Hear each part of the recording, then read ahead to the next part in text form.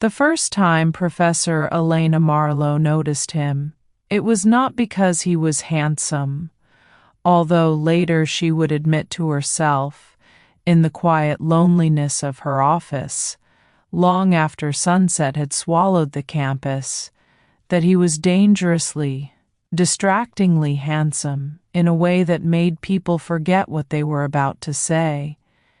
It was because he asked a question no one else dared to ask, a question that challenged not only the lecture, but the entire foundation of the theory she had spent 10 years defending in academic journals, conferences, and debates that stretched late into sleepless nights fueled by bitter coffee and stubborn pride.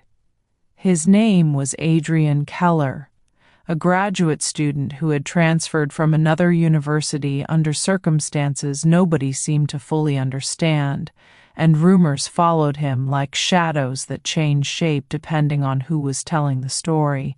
Some said academic misconduct, others whispered about a scandal involving a professor who suddenly resigned, and a few claimed he was simply too brilliant and too difficult for conventional academic structures. Elena, who had built her career on discipline, logic, and emotional distance, found herself unexpectedly irritated by the calm confidence in his voice, by the way he leaned back in his chair as if the lecture hall belonged to him, and most of all by the way his eyes never left hers when he spoke, as if he were not just questioning her work, but trying to read something deeper behind her carefully constructed professional mask. After class, while students gathered their laptops and whispered about deadlines and weekend plans, Adrian approached her desk slowly, not like a nervous student seeking approval, but like someone stepping into a conversation he believed had started long before either of them had walked into that lecture hall. "Professor Marlowe," he said, his tone respectful but steady, "I didn't mean to challenge you publicly. I just think your model assumes people are more predictable than they really are." She should have given a short academic answer, dismissed him politely, and left. Instead, she asked him to sit down. The conversation that followed stretched nearly an hour, moving from theory to philosophy, from research to personal interpretation of human behavior, and somewhere in the middle of it, she realized, with a sharp, unsettling awareness, that she was enjoying herself in a way that had nothing to do with academic debate. There was something dangerous about intelligence mixed with confidence, something even more dangerous when it was paired with patience, and Adrian had both, layered under a quiet intensity that made silence between sentences feel charged rather than awkward. When he finally stood to leave, he hesitated just slightly, as if deciding whether to say something else, and then simply said, "I think you already know your theory has a missing piece." That sentence stayed with her all night. What disturbed her even more was the growing unwelcome suspicion that the missing piece might not be in her research at all, but somewhere in her own life, in choices she had made years ago, in secrets she had buried under achievements, publications, and the safe structure of academic routine. The next morning, she found an envelope slipped under her office door. Inside was a printed photograph of herself, not recent, at least 10 years old, and on the back, written in neat, deliberate handwriting, "You once believed chaos was honest." Her hands trembled just slightly as she realized two things at once. First, Adrian Keller was not just another student. Second, their meeting was not an accident. And for the first time in years, Professor Elena Marlowe felt something she had trained herself to avoid at all costs: uncertainty, mixed with a dangerous spark of anticipation. Professor Elena Marlowe did not sleep that night, not because of fear alone, but because the photograph lying on her kitchen table seemed to hum with memories she had spent a decade trying to silence. Memories tied to a version of herself that had believed emotions were data, chaos was truth, and love was simply another unpredictable variable waiting to be studied and eventually controlled.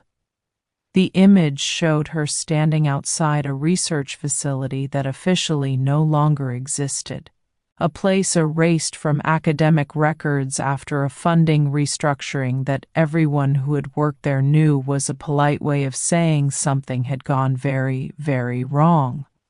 By morning, she had already convinced herself that the photograph could not have come from Adrian, because it would mean he knew about the years she had spent working on experimental behavioral modeling projects funded by private investors whose names never appeared in official documents, projects designed to predict decision-making under emotional pressure, including attraction, loyalty, and betrayal. And yet, when she entered her lecture hall and saw him sitting exactly where he had been 2 days ago, posture relaxed, expression neutral, eyes already watching her as if he had been waiting specifically for this moment, every rational argument she had built overnight collapsed into a fragile illusion. The lecture blurred around her, words leaving her mouth automatically, while her mind kept replaying the message written behind the photograph. You once believed chaos was honest. Only 3 people had ever heard her say that sentence aloud. 1 was dead, 1 had disappeared, and the 3rd had betrayed her in a way she had never fully recovered from. After class, Adrian didn't approach her. Instead, he left first. But as she gathered her papers, she found a small folded note placed carefully on her desk, not hidden, placed, as if it belonged there. Inside only an address and a time, 8:30 p.m. No explanation, no signature. She should have ignored it. Every professional instinct, every ethical boundary, every survival mechanism told her to report it, to delete it, to walk away. Instead, at 8:27 p.m., she was standing across the street from an old bookstore that had closed years ago, its windows dark, its sign barely hanging, its door slightly open as if expecting her. The air smelled like rain and dust, and her heartbeat felt louder than the passing traffic. Inside, the building was not abandoned. Lights glowed softly from the back room, and when she stepped through the narrow hallway, she saw Adrian standing beside a table covered in documents, photographs, and files she recognized instantly. Files from the research project that had been shut down. "Who are you?" she asked, her voice steady only because she forced it to be. He turned slowly, and for the first time since she met him, the calm confidence in his expression cracked just enough to reveal something raw underneath. "I was told you would ask that before you asked why," he said quietly. Her chest tightened. "Told by who?" He hesitated, and that hesitation scared her more than anything else. "By the woman who disappeared," he said finally. The room seemed to tilt. "Her name," Elena whispered, "was Dr. Sophia Wren." Adrian nodded once. "She was my mother." Silence filled the room, thick and heavy, carrying years of secrets neither of them had expected to face like this. Elena's mind raced through memories. Sophia laughing in late-night labs, Sophia arguing with investors, Sophia warning Elena that some research should never be finished. "You were a child," Elena said slowly. She never told me she had a son. She wasn't allowed to, Adrian replied. Not after the project started. The realization hit Elena like cold water. You're not here to study, she said. No, he said. Then why are you here? His eyes softened and something dangerously personal passed between them. Something that had nothing to do with research or secrets or past betrayals. Because before she disappeared, he said, "My mother told me one thing." Elena's throat tightened. She said if I ever wanted to understand what really happened, I had to find you. The distance between them suddenly felt too small, too personal, too charged with things neither of them had permission to feel. "And now that you've found me?" Elena asked. Adrian stepped closer, slow enough that she could have stepped back, but she didn't. "Now," he said quietly, "I need to know if you were part of what destroyed her, or if you're the only person who can help me find her." And standing there, close enough to see the conflict in his eyes, Elena realized the most dangerous truth of all.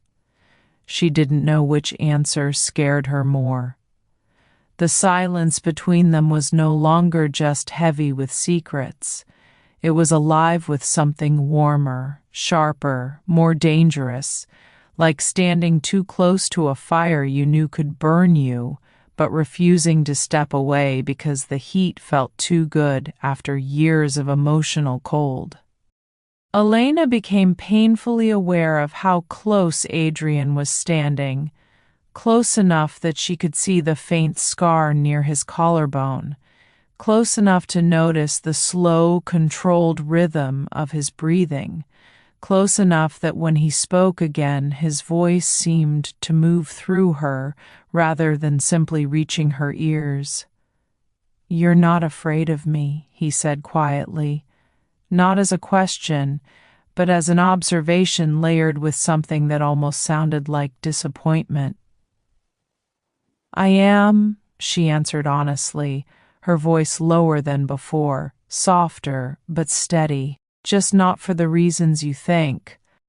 His gaze dropped for a fraction of a second, to her lips, before returning to her eyes, and that small, almost accidental movement sent an unexpected wave of heat through her chest, the kind she had spent years convincing herself she was too disciplined, too rational, too controlled to feel. "Then why did you come?" he asked. She could have said curiosity, she could have said guilt, she could have said she needed answers. Instead, the truth slipped out, dangerous and unplanned. "Because I wanted to see if you were real," she said, "or if I imagined you the moment you walked into my lecture hall."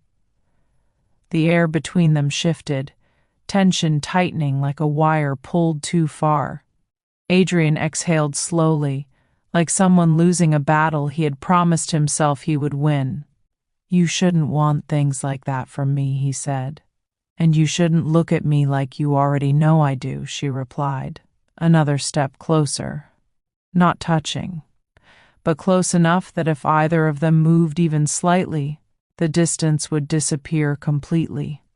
Elena felt her pulse in her throat, in her wrists, in the space just beneath her ribs, every instinct telling her to step back, to rebuild the safe professional distance she had lived inside for years. But another part of her, older, buried, reckless, whispered that maybe control was just another kind of fear. "You're my professor," Adrian said, the words sounding less like a boundary and more like a reminder he was trying to convince himself to believe. "Right now," she said quietly, "I'm just a woman standing in a room full of ghosts, and you're the only person here who feels alive." His jaw tightened.